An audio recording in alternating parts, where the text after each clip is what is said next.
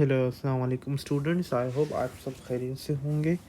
तो ये मैंने वो प्रैक्टिस मटेरियल है जो क्लास 9 के लिए हमने भेजा था for the pre exam preparations, और हम इसको डिस्कस कर रहे हैं। इन केस आप लोगों में से किसी को भी कोई क्वेरी हो तो ताकि हम इसको यहाँ पे डिस्कस कर लें। और रिगार्डिंग पेपर वन में आप सब ने ख़ुद तैयारी करनी है, ठीक है। रिसोर्स बुकलेट से आपने तैयारी करनी है। और पेपर 2 की प्रिपरेशंस जो हैं आप उसके लिए सबसे पहले जो प्रायोरिटी देंगे वो इस मटेरियल को देंगे, और दूसरी जो प्रायोरिटी है वो आपने दे रही है अपने रिसोर्स बुकलेट की थ्योरी के क्वेश्चंस को। तो विदाउट वेस्टिंग एनी टाइम हम शुरू करते हैं क्वेश्चन नंबर 1 के बारे में। तो question number 1 says an aeroplane become positively charge as it flies through air because it loses particle from its metal surface। पहला पार्ट बोल रहा है state the name of the particle loss from the metal surface. जो particle ये loose करता है, हमेशा याद रखिएगा कभी भी पॉजिटिव पार्टिकल लूज़ नहीं होते, हमेशा पॉजिटिव पार्टिकल जो होते हैं वो अपनी जगह पे रहते हैं। नेगेटिव पार्टिकल लूज़ होते हैं, नेगेटिव पार्टिकल गेन होते हैं। और नेगेटिव पार्टिकल आपका कौन सा होता है? आपका इलेक्ट्रॉन्स। तो आपका यहाँ पे जो पार्टिकल है वो कौन सा होगा? वो इलेक्ट्रॉन्स होगा। दूसरा, the tyre of the aeroplane are made from an electrical conductor. Explain what happens to the charge on the aeroplane when it lands. तो बेसिकली जो टायर होता है इन्हें ये ऐसे मटेरियल से बनाते हैं जो कि इलेक्ट्रिकल कंडक्टर से बना होता है, ठीक है। तो जैसे ही आपका प्लेन लैंड करेगा तो क्या होगा? your plane get neutralized, your plane gets neutralise क्यों हो जाएगा भाई? उसी की एक्सप्लेनेशन हमने आगे लिखनी है। द इलेक्ट्रॉन्स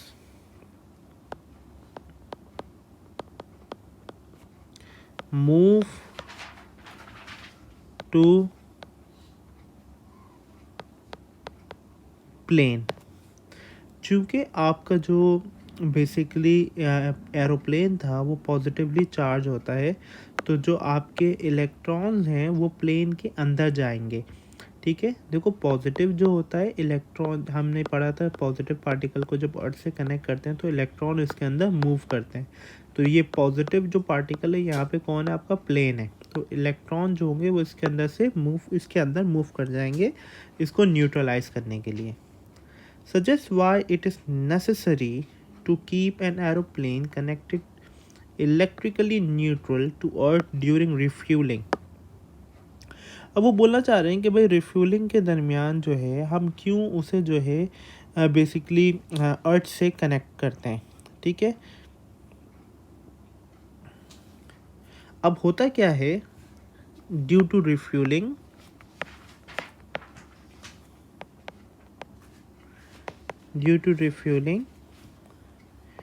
plane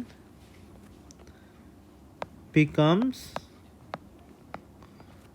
charged, ठीक है। प्लेन जो होता है वो चार्ज हो जाता है। So to keep it neutral,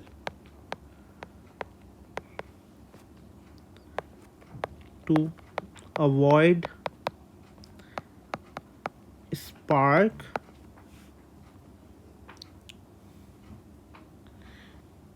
we connect it to earth. क्योंकि भाई अगर स्पार्क क्रिएट होगा तो फिर आपको पता है कि ब्लास्ट हो सकता है। तो प्लेन जब रिफ्यूल हो रहा होता है तो वो प्लेन को माइट पॉसिबल फ्यूल टैंक को, प्लेन को वो चार्ज कर देता है, जिसकी वजह से जो उसको जो होता है हम जब उसको क्या नाम है अर्थ से कनेक्ट रखते हैं तो उसे हम न्यूट्रल रखते हैं, और जिसकी वजह से जो है आपका स्पार्क अवॉइड होता है, और ये फ़ायदा होता है अर्थ से कनेक्ट रखने का। इसके बाद figure 7.1 shows two charged metal spheres. One sphere has a positive charge and the other one has a negative charge. On figure 7.1, draw the electric field between two spheres. अब इलेक्ट्रिक फील्ड बनानी है, तो electric field जो होती है वो हमेशा positive to negative travel करती है। तो यहाँ पे जो इलेक्ट्रिक फील्ड होगी वो सीधी सीधी होगी, एजिस पे इसके कर्व हो जाएगी। बाकी जो दूसरी है थोड़ी सी आपने दूर से दिखानी है, इस तरह से, यहाँ से भी इस तरह दिखानी है आपने। Positive to negative electric field travel करती है। बाकी इलेक्ट्रिक फील्ड्स को आप इस तरह से दिखा सकते हैं।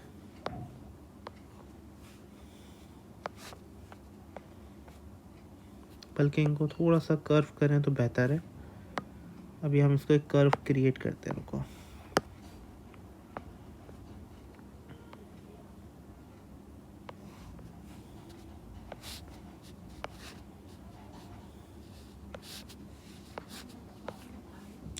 पॉजिटिव से निकलती है इस तरह से, और नेगेटिव के अंदर एंटर होती है। 2-3 चीज़ों का ख्याल करना है। फील्ड पॉजिटिव से निकले, नेगेटिव के अंदर एंटर होनी चाहिए, ठीक है, और फील्ड स्प्रेड आउट होनी चाहिए। और जब स्प्रेड आउट हो तो इनके दरमियान जो है डिस्टेंस बढ़ना चाहिए। अगला क्वेश्चन बोलता है the negative charge on the sphere is removed and a wire is connect to the positive sphere to the earth. The charge on the positive sphere decreases from 4.8 to 2.0। ठीक है भाई, 4.8 से कहाँ जा रहा है, 2.0 जा रहा है। आगे बोल रहा है calculate the average current in the wire.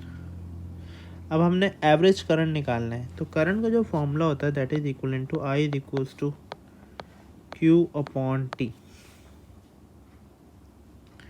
तो आपका जो चार्ज होता है वो 4.8 से 0 जा रहा है इन 2.0 सेकेंड्स, टाइम है ये आपका। तो ऊपर आप चार्ज रख दोगे 4.8 इंटू 10⁻⁻9, नीचे टाइम रख दोगे 2.0 इंटू 10⁻⁻6। पूरा ऐसे ही सॉल्व करोगे तो आंसर आएगा 2.4 into 10⁻⁻3 Ampere's.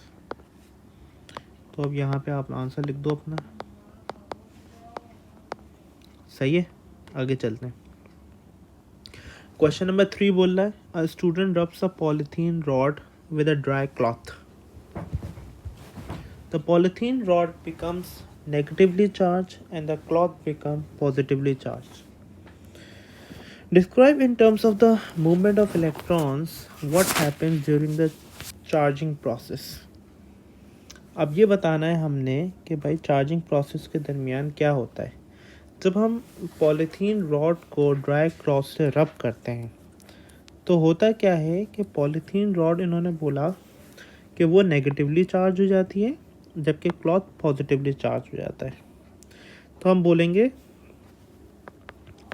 Due to friction the electrons moves from cloth making it, बल्कि मूव फ्रॉम क्लॉथ ही कर देंगे, क्लॉथ टू पॉलीथीन रॉड। ठीक है, फ्रिक्शन की वजह से द इलेक्ट्रॉन जो होते हैं वो आपके क्लॉथ से पॉलीथीन रॉड की तरफ मूव करते हैं।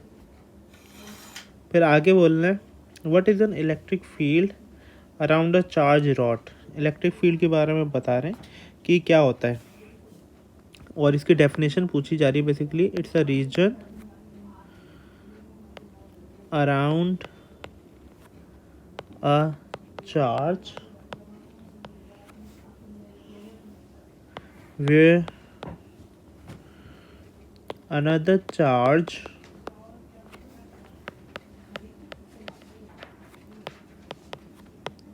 experiences a force। ठीक है, एक रीजन है around a charge where another charge experiences a force। एक ऐसा हिस्सा होता है around a charge where another charge is brought, it will experiences a force। इसका सी बोल रहा है the charge rod is place near the water stream of water from the tap as shown in figure 5.1। The stream of water bends because the rod is charged. Explain how the charge on the rod causes positive and negative particle in the water to move. अब यहाँ पे negatively charge rod एक water के करीब लाई जा रही है, तो हमसे ये बोला जा रहा है कि भाई जो है कि आपके ये बताइए कि जो वाटर के अंदर चार्जेस हैं वो किस तरह बिहेव करेंगे। ठीक है, तो वाटर के अंदर नेगेटिव पॉजिटिव दोनों होते हैं क्योंकि वाटर एक न्यूट्रल रहता है। ठीक है ना, जब इसके सामने नेगेटिव रॉड लाओगे तो यहाँ पे जो है इसके करीब में पॉजिटिव बन जाएंगे सारे, और यहाँ पे दूर दूर इसके क्या बन जाएंगे, नेगेटिव नेगेटिव बन जाएंगे। सही है भाई। अब हम यहाँ पे देखते हैं, तो इसको इस तरह एक्सप्लेन कर सकते हैं कि भाई अनलाइक चार्जेस अट्रैक्ट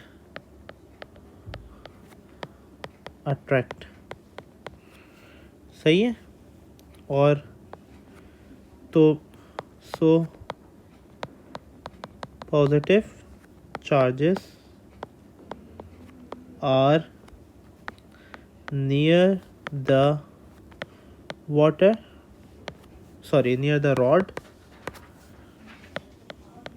और फिर आगे बोलोगे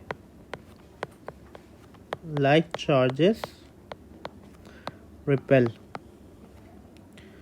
सो electrons are away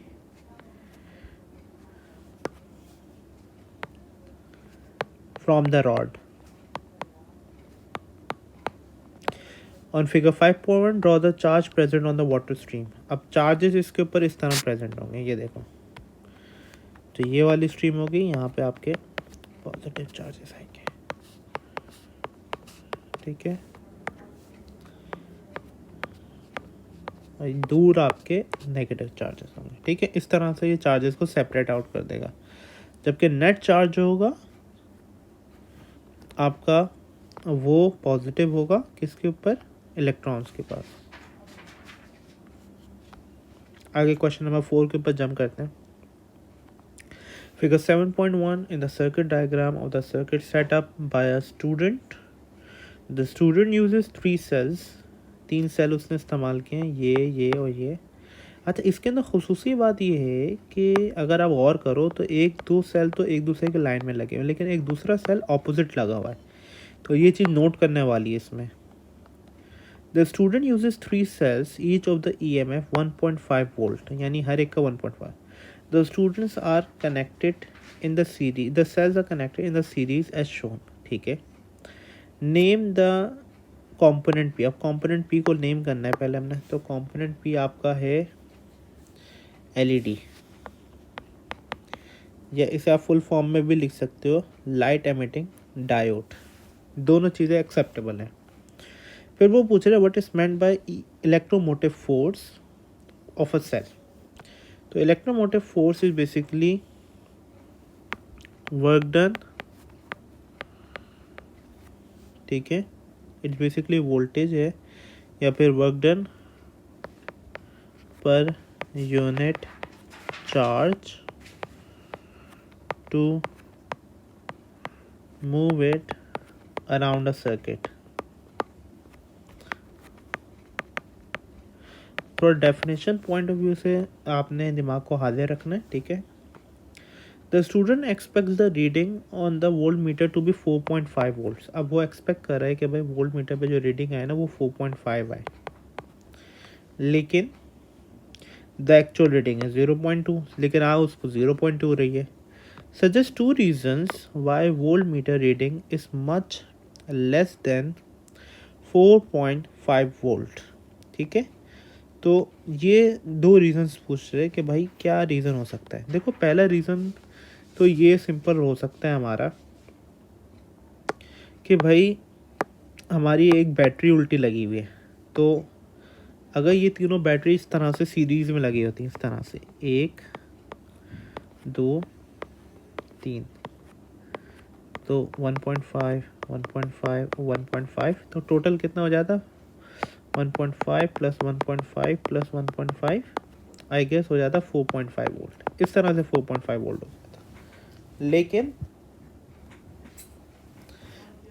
हुआ क्या कि भाई आपकी दो तो इस तरह से लगी हुई है और एक उल्टी लगी हुई है, तो अब 1.5 प्लस 1.5 माइनस 1.5 होगा, तो ये दोनों तो कट गए। तो टोटल जो बैटरी काम कर रही है 1.5 वोल्टेज का ईएमएफ प्रोवाइड कर रही है, और यहाँ पे कितनी वैल्यू आ रही है, 0.6 वोल्ट की वैल्यू आ रही है। इसका क्या मतलब हुआ, इसका मतलब ये हुआ 0.6 वोल्ट की जो यहाँ पे आपके पास बेसिकली वोल्टेज आ रहा है। तो सवाल ये है, टोटल तो 1.5 था लेकिन 0.6 क्यों आ रहा है। 0.6 इसलिए आ रहा है क्योंकि कुछ ना कुछ आपका वायर्स के अंदर वेस्ट हो गया होगा, डायोड के अंदर थोड़ा बहुत कंज्यूम हो गया होगा, तो ये चीज़ है। तो इसको आप इस तरह से बोलेंगे कि बेसिकली जो आप वोल्टेज मेजर कर रहे हो इट्स अक्रॉस पी, जो वोल्टेज आप मेजर कर रहे हो या फिर आप जो पोटेंशियल डिफरेंस मेजर कर रहे हो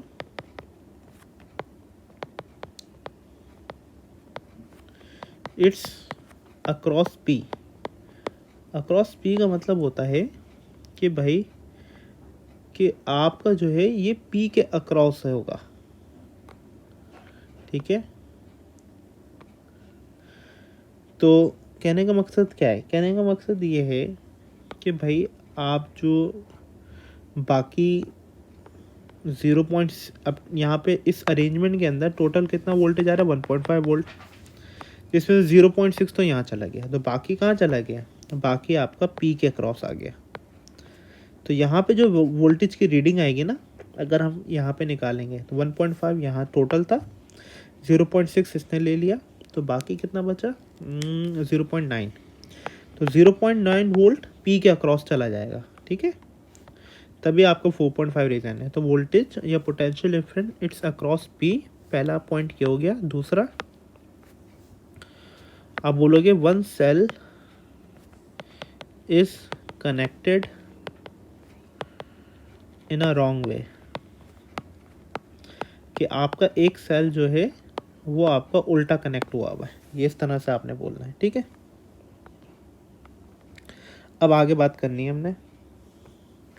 इन a space below draw 3 cells connected in parallel, तो पैरेलल में सेल्स इस तरह से कनेक्ट होते हैं।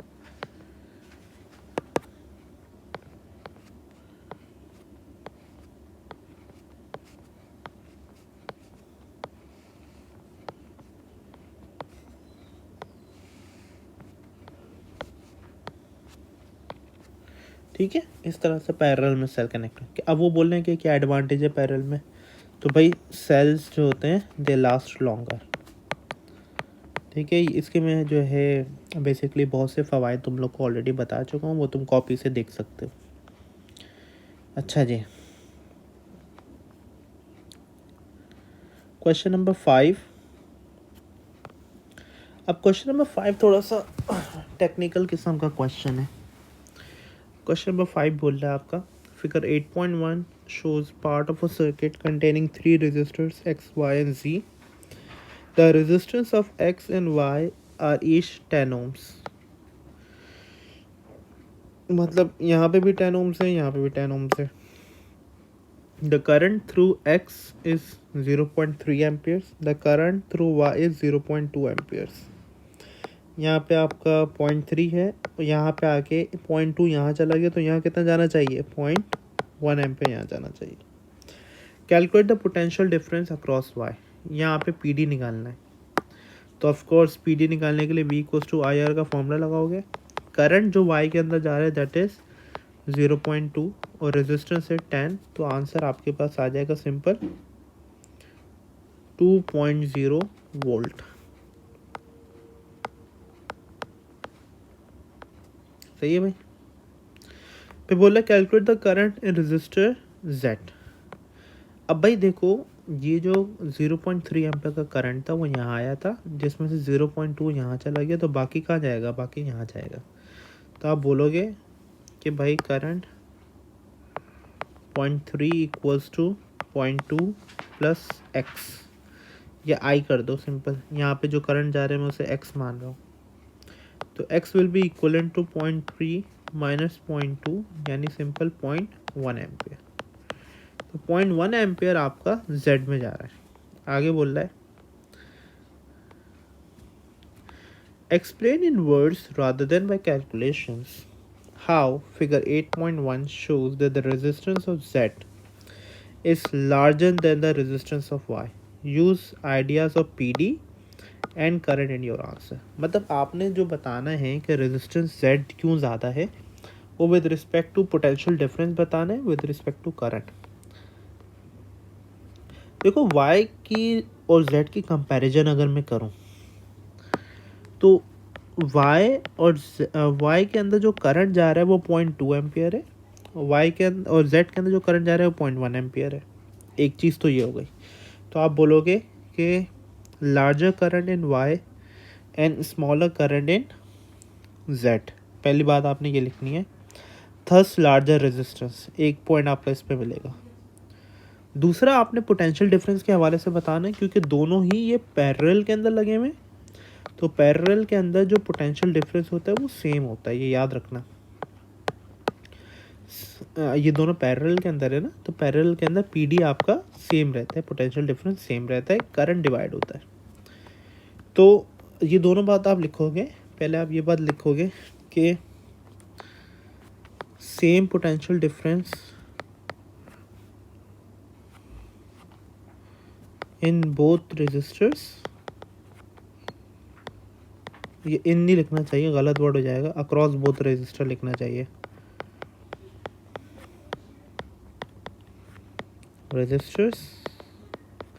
और फिर आप इस बात को मेंशन करोगे, more current in X and sorry X नहीं वाई है, ये current Y and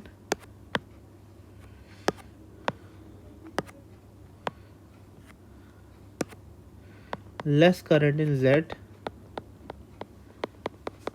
Z which shows Z has a greater resistance। सही है, इस तरीके से Z शो कर रहा है कि उसकी रेजिस्टेंस ज़्यादा है। बहरहाल आगे बोल रहा है, calculate the total resistance of the register X, Y and Z। Total resistance निकालनी है भाई आपने। तो टोटल रेजिस्टेंस निकालने के लिए सिंपल सी बात अगर हम करें तो सबसे पहले तो आपने ये देखना पड़ेगा कि इसकी 10 ओम्स है, इसकी 10 ओम्स है। सबसे पहले इसकी रेजिस्टेंस निकालनी पड़ेगी। अब इसको मैं थोड़ा सफाई से बनाता हूँ, ये टिक टिक हटाता हूँ। तो जो करंट है यहाँ पे वो आ रहा है आपका 0.1 एम्पियर। अगर इसके वोल्टेज पता चल जाए कितना वोल्टेज है तो इसकी रेजिस्टेंस आराम से निकाली जा सकती है Z की। अच्छा, और आपको अच्छे से पता है कि Y और Z आपस में क्या है, पैरेलल। तो Y का जो वोल्टेज होगा वो आपके Z के वोल्टेज के क्या होना चाहिए, बराबर होना चाहिए। तो Y का वोल्टेज हमने यहाँ निकाला है 0.2.0, तो यहाँ पे भी क्या होना चाहिए 2.0। तो हम बोलेंगे भाई सबसे पहला बात, voltage of Y is equals to voltage of Z। तो वोल्टेज ऑफ Z जो बराबर हो जाएगा वो आपका बराबर हो जाएगा 2.0 वोल्ट। पहली चीज़ तो ये हो गई। दूसरी बात, V इक्वल्स टू IR का फॉर्मूला लगाते हैं, ठीक है। और वोल्टेज हमारा Z के ऊपर है, voltage at Z, current eight Z, resistance of Z। जो वोल्टेज है वो 2 है, करंट हमारे पास 0.1 है, रेजिस्टेंस RZ हमने निकालनी है। तो RZ आपका बराबर हो जाएगा 2/0.1। आंसर कितना हो जाएगा 2/0.1 का, RZ की रेजिस्टेंस आ जाएगी आपके पास 20 ओम्स। सही है भाई। तो अब Z की रेजिस्टेंस आ गई हमारे पास, दैट इज 20 ओम्स। Y के आपके पास 10 ओम्स है, X के आपके पास 10 ओम्स है और Z की 20 ओम्स। और अब आपको अच्छे से पता है कि Y और Z आपस में पैरेलल है, तो इनकी रेजिस्टेंस निकालने का तरीका ही होगा 1/r total equals to 1/10 plus 1/20। पहले हम इन दोनों को सॉल्व करेंगे, जो इसका आंसर आएगा उसके साथ इसको ऐड कर देंगे। तो 1/r total is equal to simple 1/10 plus 1/20 multiply by 2 कर देता हूँ। 2 प्लस 1/20, तो आर टोटल आपका बराबर हो जाएगा 20/3। यह हमारे पास आर टोटल हो जाएगा। ठीक है, आर टोटल किसका है? ये हमारा इन दोनों का आर टोटल है। अब इसको मैं किस में ऐड कर दूंगा? 10 में ऐड कर दूंगा। तो कंबाइंड रेजिस्टेंस जो हो जाएगी मेरे पास, that is R total is equals to 20/3 plus 10।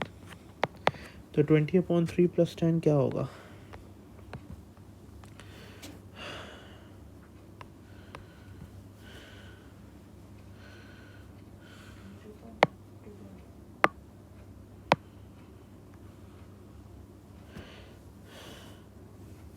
Twenty by 3 हो जाएगा। तो ये आपके पास सिंपल 16.67 आ जाएगी। 16.7 या 16.67 ओम्स, ये भी एक्सेप्टेबल है।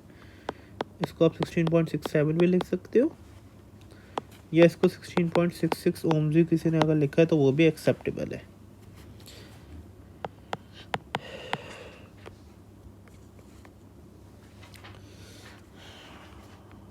सिर्फ हमारे अब 4 क्वेश्चंस रह गए। थोड़ा सा बड़ा है ऑफ कोर्स ये।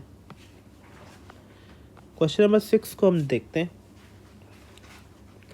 A 600 ohms resistor and a thermistor are connected in series with the ammeter of 20 volts DC supply है।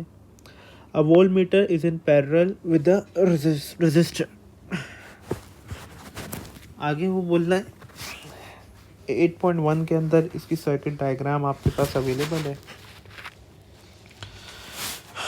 तो एमीटर रीडिंग 0.025। अब वो एमीटर की रीडिंग उन्होंने बता दी 0.025 ampere. Calculator reading on volt meter. अब ये वोल्ट मीटर की रीडिंग निकालनी है। वोल्ट मीटर किसके अराउंड है? 600 ओम के रेजिस्टर के अराउंड है। तो हम सिंपल, एक मिनट ज़रा मैं इसको स्क्रीन लॉक करूँ। V इक्वल्स टू IR का फॉर्मूला लगा सकते हैं। ठीक है, वोल्टेज हमें निकालना है। करंट हमारे पास 0.025 है, रेजिस्टेंस हमारे 600 है। तो हमारा जो वोल्टेज आ जाएगा वो क्या आएगा? सिंपल 15 वोल्ट्स आ जाएगा। अच्छा, अगर यहाँ पे 15 वोल्ट्स आ रहा है तो यहाँ पे कितना जाना चाहिए? फिर यहाँ पे आना चाहिए 5 वोल्ट। क्यों? क्योंकि टोटल है 20 में से 15 चला गया यहाँ पे, तो यहाँ पे कितना जाना चाहिए? 5 जाना चाहिए। The resistance of the thermistor. Thermistor की रेजिस्टेंस निकालनी है आपने। ठीक है, तो ऑफ कोर्स सबसे पहले हमने रेजिस्टेंस निकालने के लिए दोबारा V इक्वल्स टू IR का फॉर्मूला लगा सकते हैं। अब वोल्टेज अराउंड थर्मिस्टर हमारे पास गिवन है। करंट थर्मिस्टर में कितना जा रहा है हमें पता है, 0.025 जा रहा है, क्योंकि सीरीज के अंदर करंट सेम रहता है। जो करंट यहाँ पे जा रहा होता है यही पूरा आएगा। रेजिस्टेंस ऑफ अ थर्मिस्टर निकालनी है, तो R will be equal to V to thermistor divide by I thermistor. Voltage of thermistor जो है वो आपके पास है 5, करंट है 0.025, तो 5 डिवाइड बाय 0.025 करेंगे आप, तो आपके पास जो है आंसर आ जाएगा 800। मेरे ख्याल से 5 डिवाइड बाय 0.025 करना पड़ेगा।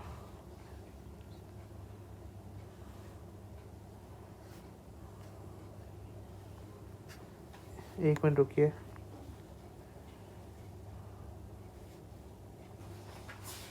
$200 आंसर आ जाएगा आपके पास। तो आपके पास इसकी रेजिस्टेंस आ जाएगी 200। ये आपके पास वोल्टेज है, ये आपके पास रेजिस्टेंस इन ओम्स है।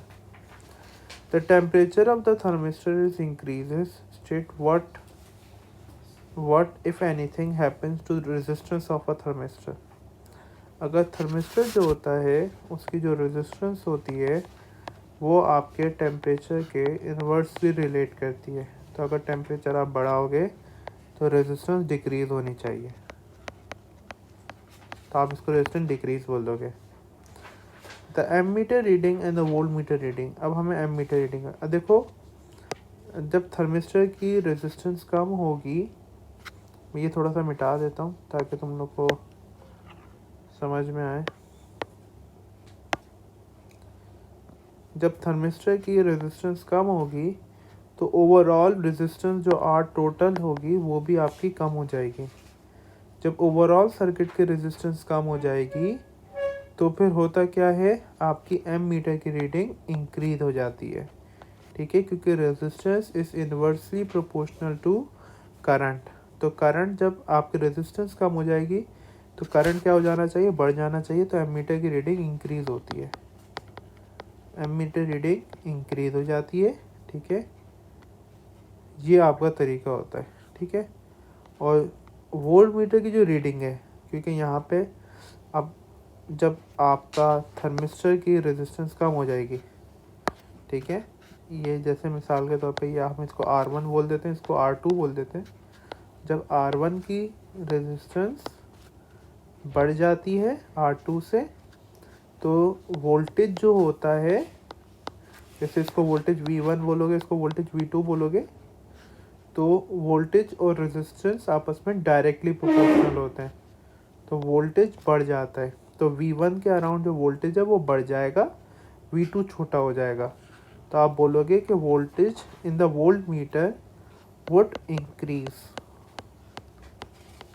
ठीक है, तो इसको थोड़ा सा ध्यान में रखते हुए काम करना है हमने, समझिएगा अच्छे से, इसको अच्छे से प्रैक्टिस करोगे तब जाके ये चीज़ क्लियर होगी आपको। Question number 7, figure 6.1 shows the circuit that contains the resistor connected to a power supply of 6 volt and a lamp L. The resistance of the resistor is 60 ohms. The lamp is marked as 6 volt and 0.9 watts. Calculate the current in the resistor. तो भाई current निकालना है कि इसके अंदर कितना current है। अब इसके जो रेजिस्टेंस है वो ऑलरेडी पता है, और इसका वोल्टेज भी पता है। इसका वोल्टेज क्या होगा, 6 वोल्ट होगा। क्यों 6 होगा भाई, इसलिए क्योंकि ये बैटरी के पैरेलल में लगा, क्योंकि पैरेलल के अंदर वोल्टेज क्या होता है, सेम होता है। हमने बात की थी ना, पैरेलल के अंदर जो वोल्टेज होता है, जो पीडी होता है, पोटेंशियल डिफरेंस जो होता है, वो क्या होता है, सेम होता है। इसलिए यहाँ पे पोटेंशियल डिफरेंस सेम होगा आपका। तो simple V equals to I R का फॉर्मूला लगाएंगे, और I आपका बराबर हो जाएगा V/R के। तो वोल्टेज आपका हो जाएगा 6, रेजिस्टेंस आपको हो जाएगा 60। तो आंसर सिंपल आपको 0.1 एम्पियर आ जाएगा। तो आपका करंट कितना है, 0.1 एम्पियर।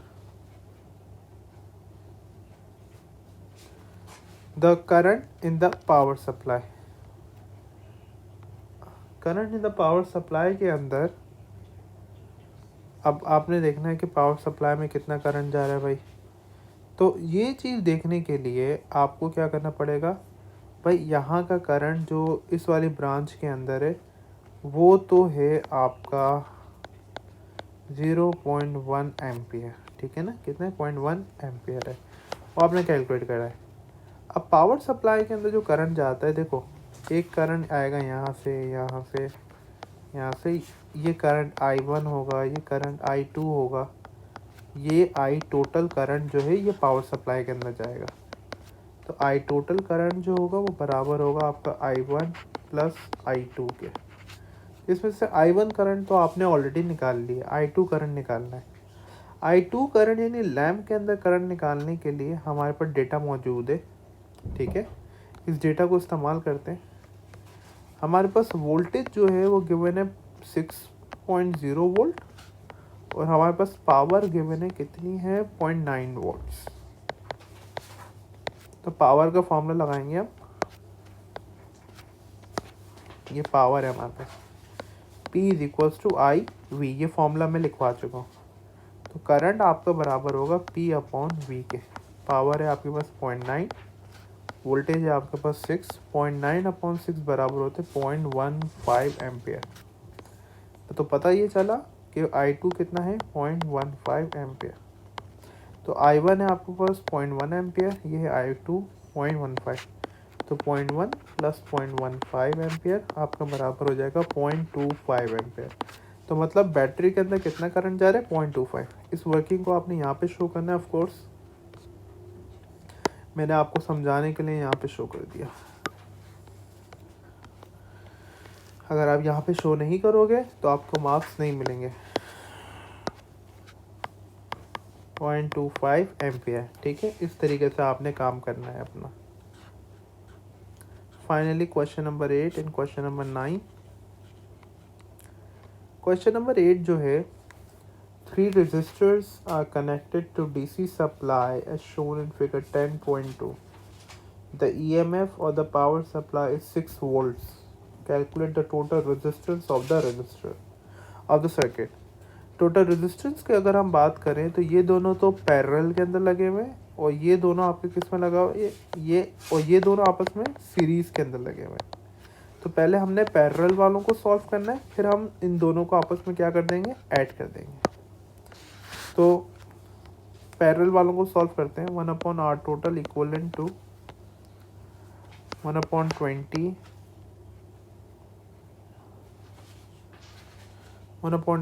प्लस 1/80। इसको सॉल्व करो। इसको जब आप सॉल्व करोगे तो R टोटल की जो वैल्यू आएगी ना आपके पास, तकरीबन इसको 2 4 इंटू 4 इंटू 4 4 प्लस 180 5/80, ठीक है। तो 1/R टोटल, तो R total will be equivalent to, reverse करोगे आप 80/5, 80/5 होगा आपका 16 ओम्स। अब क्या हुआ भाई, इस पूरे का आंसर कितना आया, 16 ओम्स आया। अभी 16 ओम जो है वो इसके साथ किस में लगा हुआ है, सीरीज के अंदर लगा हुआ है। तो ये दोनों आपस में ऐड हो जाएंगे। R total equal to 16 plus 24 is equivalent to 40 ohms resistance. तो यहाँ पे आपके पास 40 ओम्स की रेजिस्टेंस आ रही है। फिर वो बोल रहा है current supplied by the power supply. अब करंट कितना सप्लाई हो रहा है ये पूरे सर्किट के अंदर, ये देखना है हमने। तो सिंपल आपने V इक्वल्स टू IR का फॉर्मूला लगा दो भाई। वोल्टेज जो पावर सप्लाई दे रही है वो तकरीबन 6 है। करंट हमने निकालना है। टोटल रेजिस्टेंस जो पावर सप्लाई के अराउंड है वो 40 है। तो I will be equal to 6/40। तो करंट जो होगा आपका वो कितना हो जाएगा, 0.15 एम्पियर आंसर आ जाएगा। तो पावर सप्लाई जो करंट दे रही है वो 0.15। फिर वो बोल रहे हैं PD across 20 ohm resistor. 20 ohm resistor के अराउंड कितना पोटेंशियल डिफरेंस है ये आपने निकालना है। तो करंट जो है पावर सप्लाई जो दे रही है करंट, वो कितना दे रही है, वो 0.15 एम्पियर है। 0.15 यहाँ पे भी करंट कितना जा रहा है, 0.15।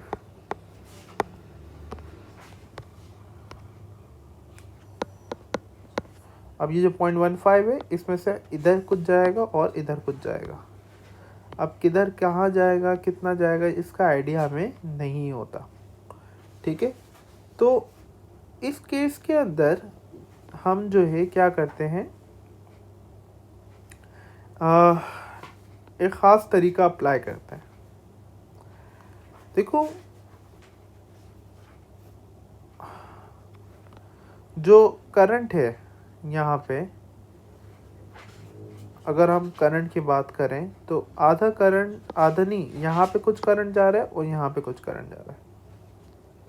तो ये करंट डिवाइड होता है आपका, ठीक है। ये करंट क्या होता है आपका, डिवाइड होगा, ठीक है ना भाई। अब ये करंट जो डिवाइड होगा हमें तो नहीं पता वो कितना डिवाइड हो रहा है, क्या हिसाब किताब से डिवाइड हो रहा है, इसका तो हमें आइडिया नहीं है। तो इसको निकालने के लिए एक फॉर्मूला हम इस्तेमाल करते हैं। वो फॉर्मूला क्या होता है, इसको ज़रा तवज्जो से सुनना। फॉर्मूला होता है आई करंट, यानी मिसाल के तौर पे अगर मुझे यहाँ का करंट निकालना है, करंट आई निकालना है, तो मैं ऐसे निकालूंगा कि मैं इसके ऑपोजिट वाले के रेजिस्टेंस रखूँगा। लेट्स से ये R1 है, ये R2 है।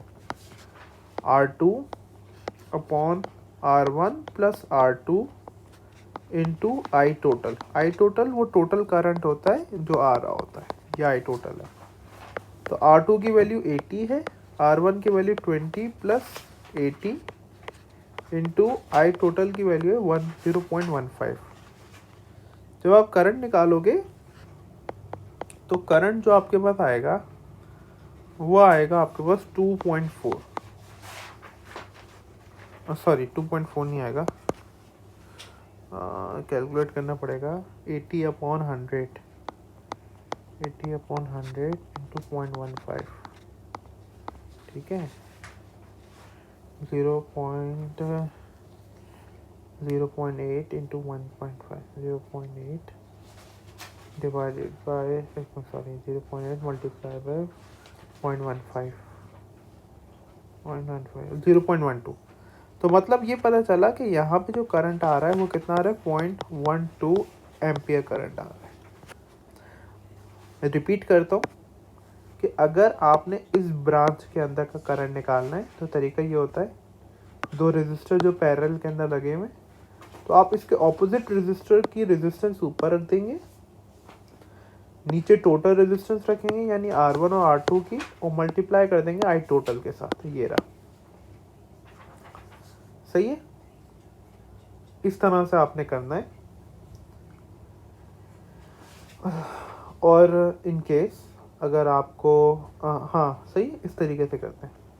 अच्छा, इसके अलावा अगर मिसाल के तौर पे मुझे R2 की ब्रांच के अंदर कितना करंट आ रहा है वो निकालना है। लेट्स से अगर मुझे यहाँ के अंदर करंट निकालना है यहाँ का, तो यहाँ का करंट मैं कैसे निकाल सकता हूँ। अब मैं रेजिस्टेंस जो रखूँगा ऊपर वाले के रखूँगा 20 प्लस 80 इंटू 0.15, ये मेरे पास टोटल हो जाएगा, ठीक है, टोटल करंट। तो अब मेरे पास जो आएगा वो ये समझ लीजिए कि 0.03 एम्पियर्स आएगा। तो ये अब जैसे मुझे अगर इसका करंट निकालना था तो मैंने किसकी रेजिस्टेंस रखी, ऑपोजिट वाले की, और अगर ऊपर वाले का करंट निकालना होगा तो मैं किसकी रेजिस्टेंस रखूँगा, नीचे वाले की। तरीक़ेकार ऐसा होता है इसका, ठीक है। तो अब आपने जो है इनडायरेक्टली 20 ओम रेजिस्टर के अराउंड क्या निकाल लिया, आपने उसके अराउंड करंट निकाल लिया कि भाई 20 ओम रेजिस्टर के अंदर कितना करंट जा रहा है, 0.12, रेजिस्टेंस 20 है, तो इसका वोल्टेज निकालना वो आपके लिए मसला नहीं है। Simple V equals to IR का फॉर्मूला लगाओ। करंट आपका आ रहा था 0 पॉइंट आई गेस, देखने दें क्या आ रहा था, 0.12, ठीक है, मल्टीप्लाई बाय रेजिस्टेंस 20 है आपकी, तो सिंपल V जो वोल्टेज है दैट इज़ 2.4 वोल्ट आ जाएगा, ठीक है, 2.4 वोल्ट इस तरीके से आ जाएगा। अगर अभी भी समझ में नहीं आया तो वीडियो को बार बार देखना ताकि जो है समझ में आ जाए। A filament lamp is connected to 240 AC supply. Describe how output of an AC supply differs from the direct supply. You can draw two voltage time graph to explain the difference. बेटा ये जो है मैं basically इसकी मैंने दोनों की diagrams बनवाई हुई है नोट्स के अंदर, तो आप नोट से रेफ़र करेंगे और उसी के थ्रू इसको एक्सप्लेन करेंगे।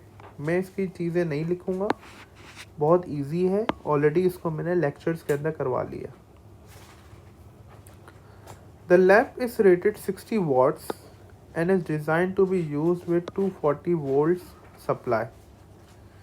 करंट निकालना है, ये क्या है, पावर, ये है वोल्टेज। फॉर्मूला लगाओगे P इक्वल्स टू IV का, 60 इक्वल्स टू करंट आपने निकालना है 240, तो करंट आपका बराबर हो जाएगा simple 60 upon 240 that is equal to 0.25 ampere.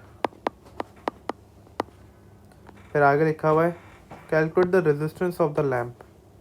अब लैम्प के रेजिस्टेंस भी निकालनी है भैया आपने, तो लैम्प की रेजिस्टेंस निकालने के लिए आप क्या कर सकते हो, simple V equals to IR का फॉर्मूला लगा सकते हो। वोल्टेज आपको पता है 240 है, करंट आपने ऊपर निकाला 0.25, तो इसमें सार निकाल लो। आर आपका बराबर होगा 240 डिवाइड बाई 0.25, तो आपका सिंपल 960 ओम्स आपकी रेजिस्टेंस आ जाएगी। फाइनली अब आपने जो है दो एडवांटेजेस लिखने के, two advantages of connecting the lamps in parallel rather than in series. तो दो एडवांटेजेस आपने लिखने, ये आपकी एमएस के अंदर भी लिखे होंगे, तो आप वहाँ से देख सकते हैं, इसमें कोई प्रॉब्लम नहीं है। तो एक नॉर्मल ये एडवांटेज होता है कि if one lamp blows up, lamp is, या ब्लोज अप लिखेंगे, सिंपल इज नहीं लिखेंगे। If one lamp blows up, other keeps working, ये तो बड़ा कॉमन सा है, ठीक है। और voltage remain same across parallel due to which lamps brightness stays same, ठीक है। तो या लैम्प ब्लोज ब्राइटली, ये आपने लिखना है। तो भाई ये प्रैक्टिस मटेरियल था, उसके रिलेटेड हमने जो है डिटेल के अंदर चीज़ों को कवर कर दिया। आई होप चीज़ें आपके समझ में आ गई होंगी। चलो भाई मिलते हैं सुबह 1 बजे, सॉरी 12 बजे, 12 से 1।